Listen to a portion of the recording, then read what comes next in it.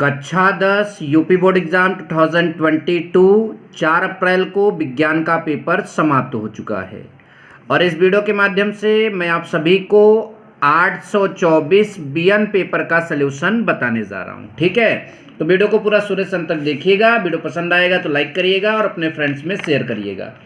पहला प्रश्न हमारे सामने आ गया है, वक्रता त्रिज्या का मात्रक है। तो देखिए, वक्रता त्रिज्या को हम जो है मतलब कि क्या कहते हैं, दूरी है एक प्रकार की, तो उसको मीटर में भी नापते हैं, सेंटीमीटर भी नाप सकते हैं, मिलीमीटर में भी नाप सकते हैं। तो यहाँ पर जो जवाब दिख रहा है इनमें से सही हो जाएगा सभी। ठीक है, एक पारदर्शी माध्यम से दूसरे पारदर्शी माध्यम में प्रवेश करने पर, मतलब एक पारदर्शी माध्यम से दूसरे पारदर्शी माध्यम में जाने पर एक प्रकाश किरण के लिए अपवर्तन कोण का मान आपतन कोण की तुलना में अधिक होता है। जो अपवर्तन कोण का मान है वो आपतन कोण की तुलना में अधिक होता है यदि प्रकाश की किरण, मतलब ये कब संभव होगा, तो ये आपका जब सघन माध्यम से विरल माध्यम में जा रही होगी तभी ऐसा होता है। ठीक है, ध्यान दीजिए। इस प्रश्न का जवाब मैं आपको यहाँ पर एक और इसी तरह का प्रश्न पिछले साल पूछा गया था, उसी के सलूशन से मैं आपको यहाँ पर समझाने की कोशिश करूँगा। इस प्रश्न को भी दिखाऊंगा साथ में और इस प्रश्न को भी यहाँ पर साथ में रख देता हूँ। बहुत ध्यान से समझिए, एकदम मिल रहा है प्रश्न। प्रतिरोध R के किसी तार के टुकड़े को 4 बराबर भागों में काटा जाता है। यहाँ प्रतिरोध R के किसी तार के टुकड़े को 5 बराबर भागों में काटा जाता है। इन टुकड़ों को फिर यहाँ पर समांतर क्रम पार्श्व क्रम एक ही होता है, संयोजित कर लेते हैं। इस संयोजन का तुल्य प्रतिरोध R डैश है, तो R डैश बटा R का अनुपात होगा। लेकिन यहाँ पर पूछा है R बटा R डैश का अनुपात। ठीक है, यहाँ क्या पूछा है, R बटा R डैश का अनुपात।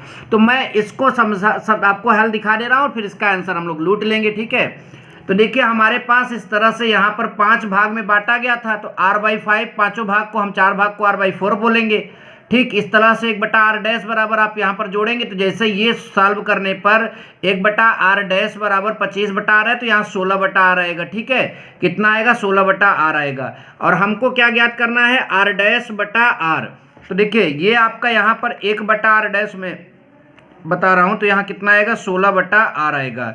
इसमें जो ज्ञात करना है वो नहीं है, यहाँ पर उल्टा है, ये R डैश बटा R, तो R डैश वहाँ जाएगा तो 1 बटा 16 यहाँ हो जाएगा। तो R डैश बटा R का मान कितना होगा, 1 बटा 16, और ये जवाब आपका क्या हो जाएगा, सही जवाब हो जाएगा। वैद्युत धारा का मापन हम किससे करते हैं, तो अमीटर से करते हैं। सबको पता होना चाहिए, अमीटर से हम वैद्युत धारा मापते हैं। अगला क्वेश्चन है हमारा दूसरे में जो उत्तर देने वाला है कि प्रकाश के परावर्तन के नियम। तो आपतित किरण मतलब कि परावर्तित किरण और आपतन बिंदु तीनों एक ही तल में होते हैं, तो चित्र बनाकर आपको यहाँ पर बता देना चाहिए। बाकी इन न्यूमेरिकलों को अभी तक हम जल्दबाजी में नहीं सॉल्व कर पाए, तो इसलिए इसका भी जवाब देना मैं थोड़ा सा मतलब असहज महसूस कर रहा हूँ। ठीक है, तो इनके जवाब अभी हम आपको नहीं दे सकते। बाकी जो उत्तर वाले हैं शायद आप उसको लिख कर ही आए होंगे। ठीक है, फिर जो है अब हम केमिस्ट्री में आ जाते हैं जल्दी से। केमिस्ट्री में धावन सोडा का सूत्र क्या होता है, धावन सोडा तो Na2CO3 × 10H2O, ये धावन सोडा का सूत्र है, आपको पता भी होना चाहिए। 1 बिलियन नीले लिटमस पेपर को लाल कर देता है, तो वो अम्ल होगा, और अम्ल का पीएच मान जो है 7 से कम होता है, और 7 से कम एक ही वैल्यू है 6। अगला है, निम्न में से किस कार्बनिक यौगिक में कीटोनिक समूह है, CO ग्रुप। ठीक है, तो देखिए यहाँ पर CO है, तो ये आपका जो है CO इसमें भी है, लेकिन ये CHO एल्डिहाइड हो जाएगा, ये केवल CO है आपका। ठीक है, दोनों तरफ एल्किल होना चाहिए, तो ये आपका सही हो जाएगा दूसरा ऑप्शन। ठीक है, तो ये आपका हो गया ऑप्शनल प्रश्न इसका। अगला इसमें केमिस्ट्री में है कि उपचयन और अपचयन की परिभाषा, ऑक्सीकरण और अपचयन यहाँ पूछ रहा है।